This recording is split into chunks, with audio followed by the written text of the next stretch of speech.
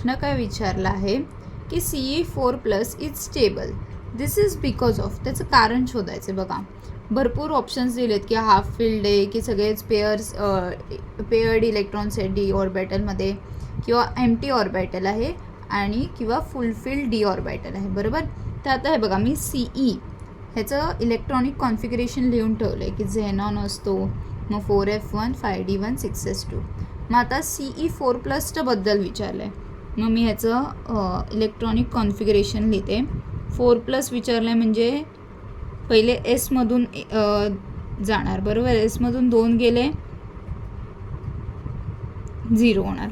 परत 5मधून 1 जाणार कारण आपल्याला 4 इलेक्ट्रॉन्स काढायचे आहेत, मग 5d 0 होणार. बरोबर.